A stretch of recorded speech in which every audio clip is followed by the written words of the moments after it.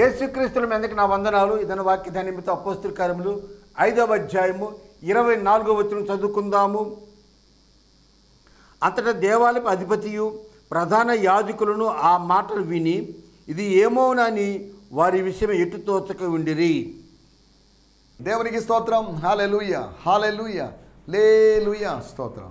క్రీస్తునందు ప్రియులైన సహోదరి సహోదరులారా, ఆత్మీయ బంధువులారా, ఆయన హెచ్చవలసి ఉన్నది అనేటువంటి కార్యక్రమ వీక్షకులారా, అనుదిన వీక్షకులు కావచ్చు, అప్పుడప్పుడు వీక్షకులు కావచ్చు, యూట్యూబ్ వీక్షకులారా, లేదు అంటే టీవీ సెట్ల ద్వారా వీక్షిస్తున్న వారులారా,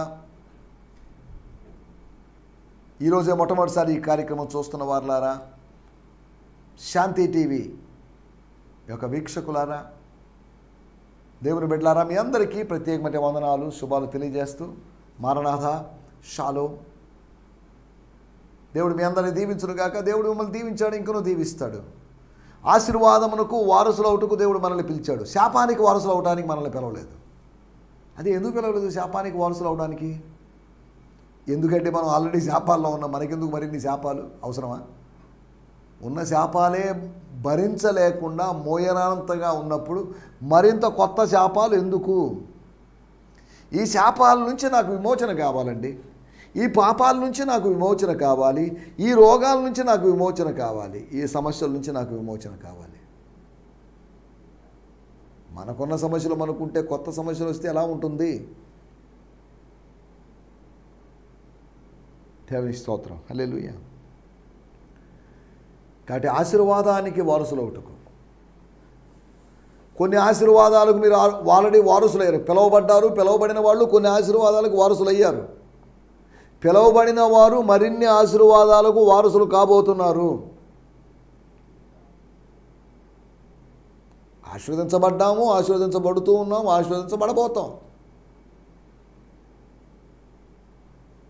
We were blessed. We are being blessed. We will be blessed. మనం ఆశీర్వదించబడ్డాం, ఆశీర్వదించబడుతూ ఉన్నాం, ఆశీర్వదించబడబోతాం. నిత్యత్వంలో ఉంటాం, ప్రభుతో పాటు ఉంటాం, సదాకాలం ఉంటాం. అదే ఆశీర్వాదం. స్తోత్రం. ఇప్పుడు ప్రభువుకు దూరంగా ఉన్నప్పటికీ, శరీరములో ఉన్నంతకాలం ప్రభువుకు దూరంగా ఉన్నట్లే, ప్రభువుకు దూరంగా ఉన్నప్పటికీ శాపములు పాపముల్లో ఉన్నప్పుడు కూడా మనం కొన్ని ఆశీర్వాదాలు అనుభవించాం. జీవమును కృపావరము విషయములో మీరు వారితో కూడా పాలువారై ఉన్నారని రాయబడింది. అన్ని జనుల విషయంలో కూడా జీవమును కృపావరం అనుగ్రహించబడింది. జీవమే కృపావరము. జీవము మాత్రమే కృపావరం అని నేను అనడం లేదు. మనకు దేవుడు ఎన్నో మేళ్ళు చేశాడు, ఎన్నో ఆశీర్వాదాలు ఇచ్చాడు. దేవుడు మనకు సమస్తమును దయచేశాడు. మన భక్తికి జీవానికి కావలసిన వాటన్నిటినీ దయచేశాడు. నాకు ఏమీ ఇవ్వలేదండి దేవుడు అని అనుకుంటున్నామంటే మనం పొరపాటు పడ్డట్టే. మనకిస్తాడు, అందరికీ ఇస్తాడు. ధారాళముగా దయచేవాడు, అడగకుండానే ఇచ్చేవాడు, అడిగితే ఇచ్చేవాడు, అన్నీ ఇచ్చేవాడు, కొన్ని ఇచ్చేవాడు, ఆలస్యంగా ఇచ్చేవాడు, సకాలంలో శీఘ్రంగా ఇచ్చేవాడు. ఇలా రకరకాలుగా ఆయన విధానాలు ఉన్నాయని మనం అర్థం చేసుకోవాలి. మీరందరూ ఆశీర్వదించబడిన వాళ్ళు అని చెప్పడానికి ఇంత చెప్పాను. నేను శపించబడిన వాడినండి అని అనాల్సిన అవసరం లేదు. అయ్యో నేనెంత దౌర్భాగ్యుణ్ణి, how wretched man I am.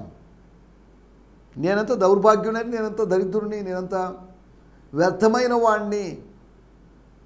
ఇటు మరణమునకు లోనగు శరీరము నుంచి నన్ను ఎవరు విడిపిస్తారు? ఒక శరీరం ఉంది, అది మరణమునకు లోనే శరీరం. ముసలితనం వచ్చి, వ్యాధులు వచ్చి, మరణానికి గురయ్యే శరీరం, మరణమునకు లోనగు శరీరం. అది అంటే మాయమైపోయే శరీరం. ఇప్పుడు కనిపించింది అందంగా మెరుస్తూ కనిపించుండొచ్చు, కానీ ఒకరోజు మాయమైపోద్ది. అది భక్తుడు పాడినట్లుగా, ఏనాటికైనా ఈ కాయము మాయమగుటే ఖాయం. అంతేనండి. ఏనాటికైనా ఈ కాయము, ఈ శరీరము మాయమగుటే ఖాయం. గ్యారంటీ ఇది.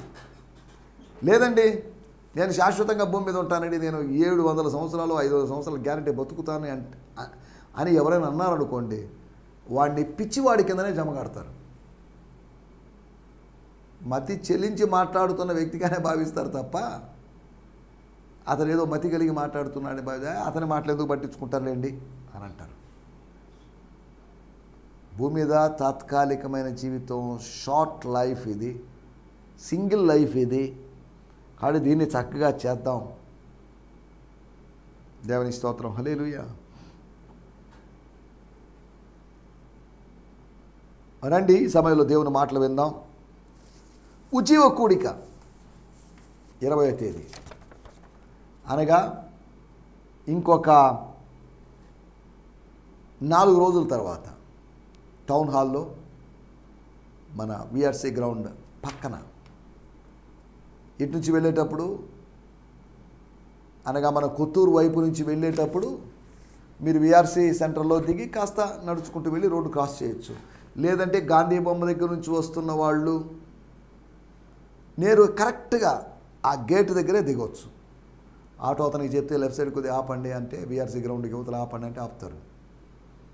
ఇక్కడ జరిగేటువంటి ఉజ్జీవ కూడికి మిమ్మల్ని అందరినీ ప్రేమపూర్వకంగా ఆహ్వానిస్తున్నాం. ఇది అందరికీ, ఏ పాస్టర్లకి మాత్రం కాదు, లేదా ఎవరో కొంతమందికి కాదు, ఇది అందరికీ. అన్యజనులు కూడా రావచ్చు, క్రైస్తవేతరులు కూడా రావచ్చు. జాతి, మత, కుల, భేద వ్యత్యాసాలు ఎటువంటివి లేకుండా రావాల్సిందిగా కోరుతున్నాం.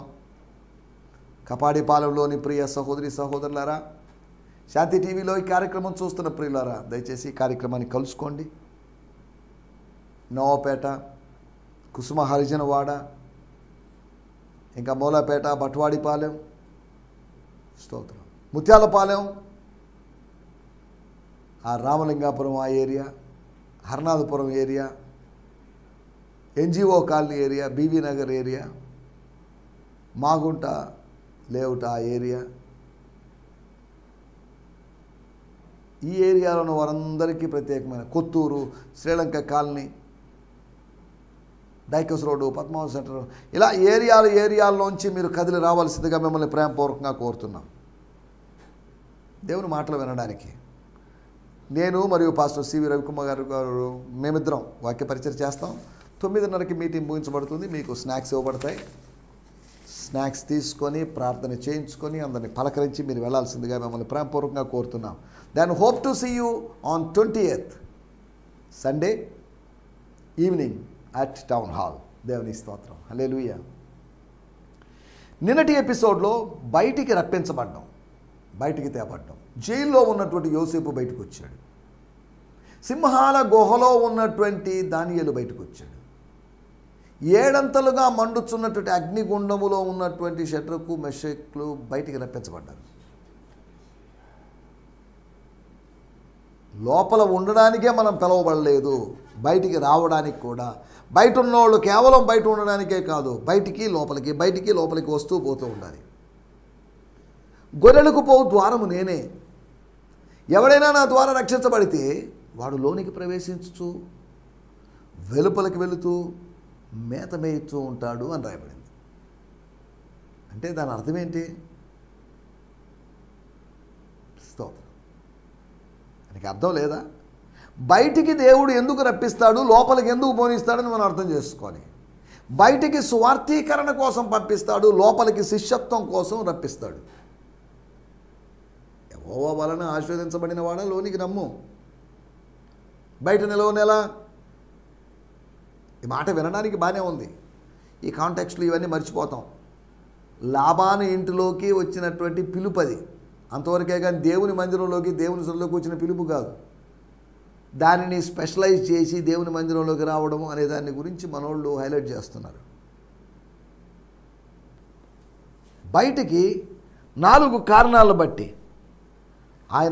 ఆయన కార్యాలు జరిగించడానికని, ఆయన వాక్యాన్ని బోధింపజేయడానికని, ఆయన అనుభవించినట్లుగా అన్యాయపు తీర్పును అనుభవించడానికి పిలువబడ్డారని, ఆయన పరిచర్య జరిగించాలని, ఇంకా సంఘాన్ని బలపరచాలని. పేతురు యోహాను చనిపోయారనుకోండి, సంఘాన్ని ఎవరు బలపరచగలరు?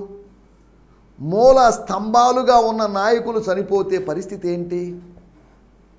అంటే చాలామంది ఉన్నారు, అది వేరే విషయం. అపోస్తులు, ఇతర అపోస్తులు ఉన్నారు. కానీ ఏదేమన్నప్పటికీ వాళ్ళిద్దరూ పోయారనుకోండి, అనగా వాళ్ళిద్దరూ చనిపోయారనుకోండి, నష్టమేగా. పెద్ద దిక్కు లాంటి వాళ్ళు వాళ్ళని దేవుడు అలా మార్చాడండి. వాళ్ళని అటువంటి మెచ్యూరిటీలోకి తీసుకొచ్చాడు, వారి ద్వారా సంఘాన్ని నడిపింపజేశాడు, అది వేరే విషయం. మనం ఆలోచిస్తున్న విషయాలు.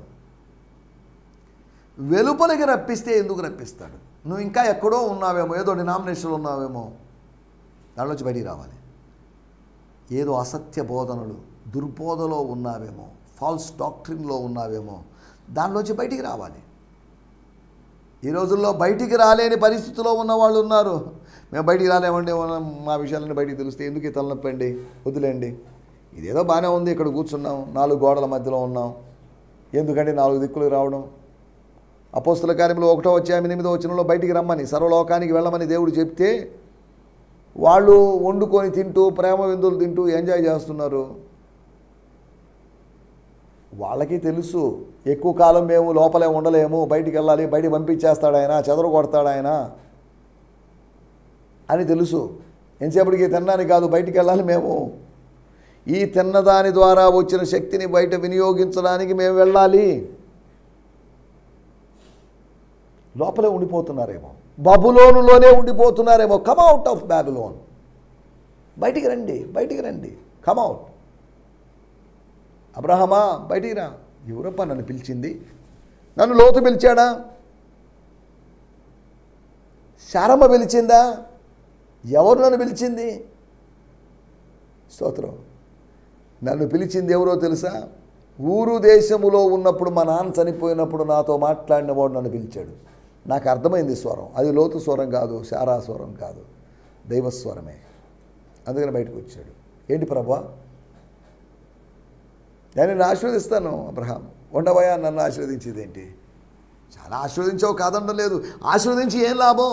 నేను చచ్చిపోయాను, నా భార్య చచ్చిపోయిన తర్వాత దాన్ని అనుభవించే వాళ్ళు ఎవరు? నాకు పిల్లలు ఉండాలి కదా, అందరికీ పిల్లలు ఇస్తున్నావు, నాకు ఎందుకు పిల్లలు లేవు? ఈ దేశాన్ని స్వతంత్రించుకుంటాను అంటున్నావు, సరే బాగానే ఉంది, కానీ ఎలాగో నాకు తెలుస్తుంది.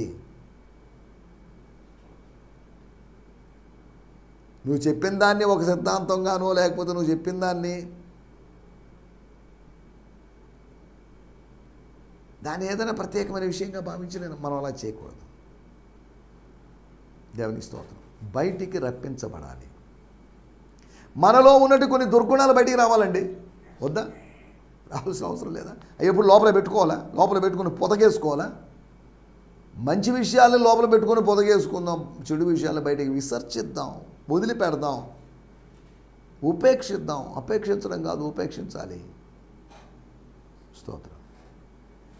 వీటి గురించి మనం నిన్నటి ఎపిసోడ్లో బయటికి తేబడ్డాం. దేవుడు రప్పించడం, ఐగుప్తులోంచి బయటికి రప్పించడం, బబులోనులోంచి బయటికి రప్పించడం, అష్షూరు చెరలోంచి బయటికి రప్పించడం, పాపపు చెరలోంచి బయటికి రప్పించడం, ఇటువంటి విషయాలు మనం చూస్తున్నాం. సరే, దేవుని స్తోత్రం. రండి, ఈ సమయంలో మనం ఈ దినం కొరకై ఏర్పాటు చేయబడిన లేఖన భాగం అపోస్తుల కార్యములు 5వ అధ్యాయం 24వ వచనం. Book of acts of apostles 25th chapter verse 24. అంతటా దేవాలయపు అధిపతియు ప్రధాన యాజకులను ఆ మాటలు విని ఇది ఏమవును అని వారి విషయమై ఎటు తోచక ఉండేది. అంతటా దేవాలయపు అధిపతియు ప్రధాన యాజకులను ఆ మాటలు విని. ఏ మాటలు విన్నారు వీళ్ళు? ఏవో విన్నారు. వినకుండా ఎందుకుంటారు? చెవులు ఉన్నాయి కాబట్టి. చెవులు ఉన్నవాడు వింటాడు. భౌతికమైన చెవులు కలిగిన వాడు వింటాడు.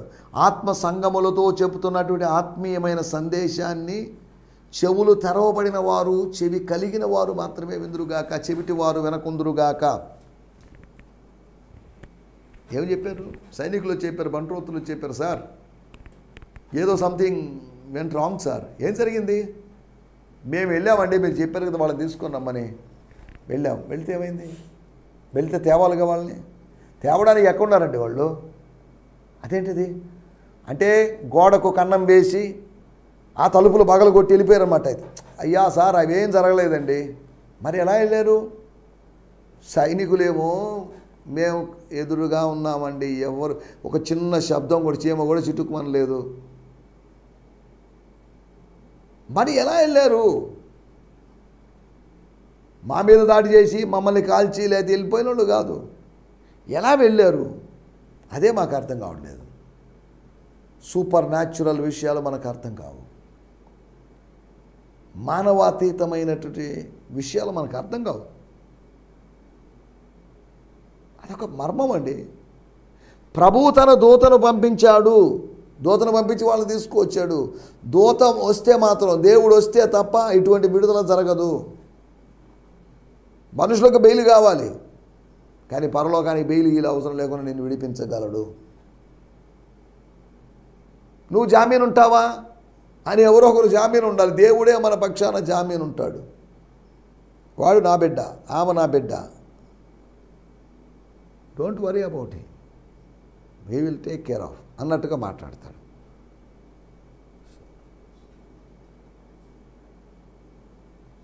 మనం ఆలోచిస్తున్న విషయాల్లోకి వచ్చేద్దాం. వాళ్ళు విన్నారు, విన్నదాని యొక్క ఫలితాలేంటి? విన్నదాని ఫలితాల గురించి మనం మాట్లాడుకోబోతున్నాం. 4 విషయాలు నేను మీకు జ్ఞాపకం చేస్తాను. ఏదో ఒకటి వింటాం, ఆలోచించమా? ఏం చెప్పాడబ్బా ఇతను? భోంచేయండి అని పిలిచాడు. ఓకే ఓకే వస్తున్నామండి అని భోంచేస్తాం. భోంచేయండి అని చెప్పినప్పటికి వినపడలేదు, నాకు చెవి వినిపించడం లేదు. ఏంటి బోధ చేయమంటారా? బోధగా సార్ భోజనం చేయమన్నాము అని అంటారు. అంటే విన్నప్పుడు ఏదైనా చేయడానికి అవకాశం కలుగుతుంది, దొరుకుతుంది. ఓ తల్లి కుమారుడు, నాన్న షాప్కి వెళ్ళి పాలు తీసుకొని రాపు. వాడు విన్నాడు, విని దాన్ని పట్టించుకోకుండా ఆటలో పడిపోయాడు అనుకున్నాం. వాడికి పనిష్మెంట్, దెబ్బలు ఉంటాయి. నేను నీకు పాలు తెమ్మని చెప్పాను, నువ్వు తేలేదు. వినడం వల్ల మంచిదే, వినడం వల్ల వివరాలు తెలుస్తాయి, వినడం వల్ల మనం ఏదైనా పని చేయగలము, వినడం వల్ల జరిగేటువంటి ప్రయోజనాలు లేకపోతే ఆ ఫలితాల గురించి మనం మాట్లాడుకోబోతున్నాం. వాడుక భాషలో చదువుకుందాం. 5వ అధ్యాయం 24వ వచనం. స్తోత్రం స్తోత్రం స్తోత్రం. హల్లెలూయా హల్లెలూయా. స్తోత్రం స్తోత్రం స్తోత్రం. ఈ సంగతి విని మందిరం యొక్క ద్వారపాలకుల అధిపతి ప్రధాన యాజకులను వాళ్ళు ఏమై ఉంటారా అని ఆశ్చర్యపడ్డారు. When the captain of the temple god and the leading priests heard this report, they were perplexed and at a loss over what to make of it. ఇది ఎలా చేయాలబ్బా? ఇప్పుడు అధికారులకు ఏం సమాధానం చెప్పాలి? ఏం సమాధానం చెప్పకపోతే ఉద్యోగం నుంచి బెరికేస్తారు. ఏమయ్యా కావలు ఉన్నప్పుడు ఆ మాత్రం చూసుకోలేరా? ఇది బహుశా మీరు నిద్రపోతున్న సమయంలో జరిగి ఉండొచ్చు. అసలు మేము ఎక్కడ నిద్రపోయామండి? మెలకుగా ఉన్నప్పుడు కూడా ఎలా జరుగుతుంది ఏమో మాకు తెలియదు. ఇది ఒక మర్మం. మెలకుగా ఉన్నప్పటికీ కార్యాలు జరుగుతాయి. తన ప్రియులు నిద్రించుతుండగా ఆయన వారికి ఇస్తున్నాడు. అప్పుడు నిద్రించుండగా కాదు, మెలకుగా ఉన్నప్పుడు కూడా ఇస్తాడు. ఆయన ఎప్పుడైనా ఇవ్వగలడు. విన్నదాని ఫలితాల గురించి మనం మాట్లాడుకోబోతున్నాం. 5వ అధ్యాయం 24వ వచనం మన మూలవాక్యం కనుక చదవాల్సిన అవసరం లేదు. అక్కడ రాయబడింది, విన్నదాని ఫలితంగా అయోమయం కలిగింది. ఏంటి అయోమయం? ఏమి చెయ్యాలో అర్థం కాలేదు. ఏం చేయాలబ్బా వెళ్ళి? అసలు వీళ్ళు ఉన్నారా లేదా? జైల్లో ఉన్నటువంటి ఖైదీ చచ్చిపోయాడు అనుకోండి, ఒక ఖైదీ మరొక ఖైదీ కొట్టుకొని చచ్చిపోయారు అనుకుందాం. జైలు అధికారిని ప్రశ్నిస్తారు, వాళ్ళు కొట్టుకుంటున్నప్పుడు ఏం చేస్తున్నావు నువ్వు అని ప్రశ్నించే అవకాశం ఉంది లేదా? వాళ్ళు పారిపోయినా ప్రాణాలు కోల్పోయినా అడిగేది జైలు అధికారిని అడుగుతారు. మన చేతికి అప్పగించబడిన బిడ్డకి ఏదైనా జరిగినప్పుడు అవతల వాళ్ళు మనల్ని అడుగుతారు, ఏమండి బిడ్డకి ఎందుకు ఇలా అయింది అని అడగరా? ఎప్పటి నుంచి అయింది, మీరు మాకెందుకు తెలియజేయలేదని ఇలా అడుగుతారు. విన్నదాని ఫలితంగా అయోమయం కలిగింది, కన్ఫ్యూషన్ కలిగింది. ఇది యెహోవా వలన జరిగిన కార్యము మన కనులకు ఆశ్చర్యం అండి. ఎందుకు జరిగింది ఏమో ఎవరికి తెలియదండి. స్తోత్రం. యేసు ఎందుకు ఇలా చేశాడు,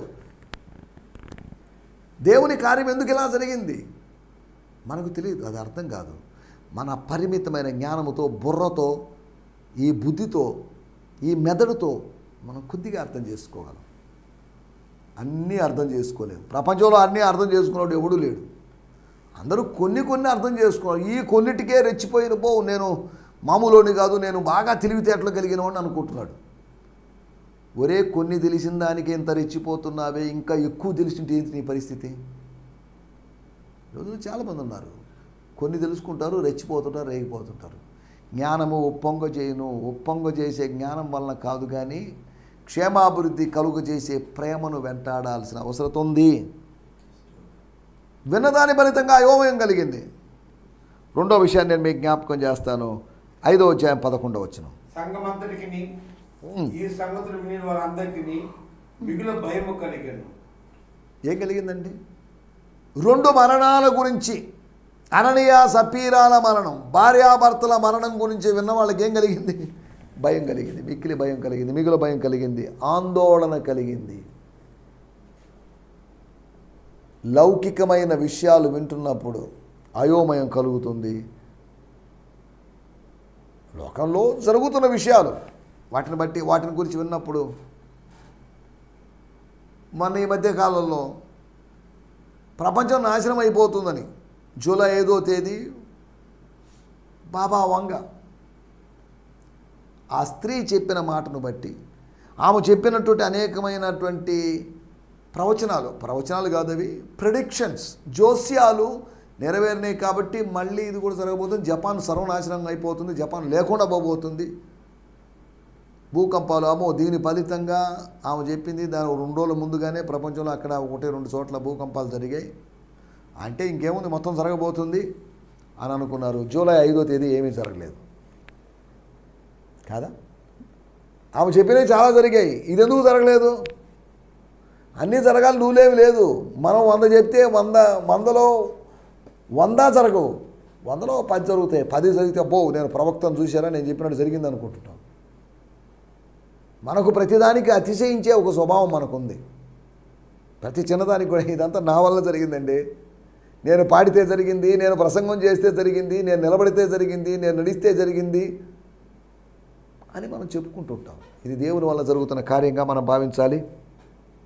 విన్నదాని ఫలితంగా అయోమయం కలిగిందని, విన్నదాని ఫలితంగా ఆందోళన కలిగిందని, విన్నదాని ఫలితంగా ఏం జరిగిందో చూద్దాం. 5వ అధ్యాయం 33వ వచనం. వారు ఈ మాటలు విని అనుంది. ఈ మాట విని అని కాదు, ఈ మాటలు విని అత్యాగ్రహము తెచ్చుకొని వారిని వినడం దాని వల్ల ఏమొచ్చింది? అత్యాగ్రహం వచ్చింది. స్తోత్రం. విన్నదాని వలన అయోమయం కలిగింది, ఆందోళన కలిగింది, అత్యాగ్రహం కలిగింది. అంటే భయంకరమైన కోపం వచ్చేసింది, తీవ్రమైనట్టు కోపం వచ్చింది. ఇక మాటలు వేస్ట్ అండి, డిస్కషన్ వేస్ట్, వీళ్ళని చంపేయండి, ఇదే పరిష్కారం, ఇది చాలా దూరం వెళ్ళిపోయింది, ఇప్పట్లోనే తుంచేయాలి అన్నట్టుగా వాళ్ళు మాట్లాడారు. దేవుని స్తోత్రం, హల్లెలూయా. విన్నదాని ప్రకారం అత్యాగ్రహం కలిగిందని. చివరి విషయం, 4వ విషయం నేను చెప్పి ముగిస్తాను. 5వ అధ్యాయము 40వ వచనం. మాటకు సమ్మతించి అంటే మాట విన్నారు, వినడం వల్ల సమ్మతించడం. వినకపోతే సమ్మతించే అవకాశం లేదు, వ్యతిరేకించే అవకాశం లేదు. మీరేదో చెప్పారు నాకు అనవసరం అండి కాదా? మీరేదో చెప్పారు, నేను విన్నాను, బాగానే ఉంది. వినకుండానే సమ్మతించే అవకాశం లేదు, సమ్మతిస్తేనే కలిసి నడవగలరు. గమలీయేలుతో ఘనత వహించినట్టు గమలీయేలుతో కలిసి నడవాలంటే, అతనితో ప్రయాణం జరగాలి అంటే, వారి ఆధ్యాత్మిక ప్రయాణం జరగాలి అంటే, వాళ్ళ మతపరమైన ప్రయాణం జరగాలంటే నాయకుడైనటువంటి వ్యక్తితో ఏకీభవించాల్సిందే. సరే సార్, వాళ్ళని చంపాలనుకున్నాం, కానీ మీరు పెద్దవారు చెప్పారు కాబట్టి మీ మాట చొప్పున వాళ్ళని ఈసారి వదిలేస్తున్నారు, నెక్స్ట్ టైం మాత్రం చంపడం గ్యారంటీ. ఇలా చాలా నెక్స్ట్ టైంలో వచ్చే వాళ్ళు ఏమో చంపింది లేదు. అపోస్తల కార్యంలో ఎక్కడా పేతురు చంపినట్టు, యోహాను చంపినట్టుగా లేదు. స్తోత్రం. దేవుడు నిర్ణయించిన వాడిని ఎవడు చంపలేడండి. దేవుడు మన పక్షాన ఉండగా మనకు విరోధి ఎవడండి? ఎవడేం చేస్తాడండి మనల్ని? నరులు నాకేమీ చేయగలరు? ఏమైనా చేయగలరా నరులు? వాళ్ళు ఏమైనా చేస్తారేమో, చంపుతారేమో, చెయ్యి ఎరగొడతారేమో, కాలు ఎరగొడతారేమో అని మనం అనుకుంటాం. కానీ దేవుడు అనుమతించండి ఏది జరగదని గుర్తుపెట్టుకోవాలి. దేవుని స్తోత్రం, స్తోత్రం. ఆవేశం చల్లారిపోయింది వినడం వల్ల. మృదువైన మాట కోపమును చల్లార్చు. కోపం రేపదు, అది చల్లారుస్తుంది. స్తోత్రం, హల్లెలూయా. మనం ఎలా ఉన్నాం, ఏం వింటున్నాం, వింటున్నప్పుడు మనకు కలిగే స్పందన ఏంటి? అయోమయం కలుగుతుందా, ఆందోళన కలుగుతుందా, అత్యాగ్రహం కలుగుతుందా? మనకేం కలుగుతుందండి వినడం వలన? దేవుని మాటలు వింటే అయోమయం ఉండదు, అపార్థాలు ఉండవు. దేవుని మాటలు వింటే ఆందోళన ఉండదు, ఆనందం తప్ప. దేవుని మాటలు వింటే అత్యాగ్రహం కాదు, ఆత్మ సంబంధమైన ఆగ్రహం కలుగుతుంది. దేవుని మాటలు వింటే మన యొక్క ఉద్రేకం, మన ఎమోషన్స్ కంట్రోల్ అవుతాయి, చల్లబరచబడతాం, కూల్ అవుతాం. నా మాటలు నేను ఇక్కడ ముగిస్తున్నాను. కాబట్టి దేవుని మాటలే వింటూ లౌకికమైన సమాచార సంబంధమైన మాటలు వినకుండా వాటిని పెడచెవిని పెట్టి వాటిని ఒక చెవితో విని ఒక చెవితో వదిలిపెట్టేసేవారుగా ఉన్నట్లయితే మనం ఆశీర్వదించబడతాం. అట్టి కృపా దేవుడు మనకు అనుగ్రహించునుగాక. ఆమేన్. ఈ సందేశము మీకు ఆశీర్వాదకరంగా ఉందని నమ్ముచున్నాము. ప్రార్థనా అవసరతల కొరకు మమ్మల్ని సంప్రదించవలసిన మా చిరునామా గిద్యోన్ మిషన్ చర్చ్, 6వ వీధి, శాంతినగర్, నెల్లూరు 4, ఆంధ్రప్రదేశ్. పిన్ 524004. మా ఫోన్ నంబర్లు 7036443613 మరి ఒక నంబర్ 9392293010. మా ఈమెయిల్ ఐడి gfihmi2015@gmail.com. దేవుడు మిమ్మును ఆశీర్వదించునుగాక. ఆమేన్.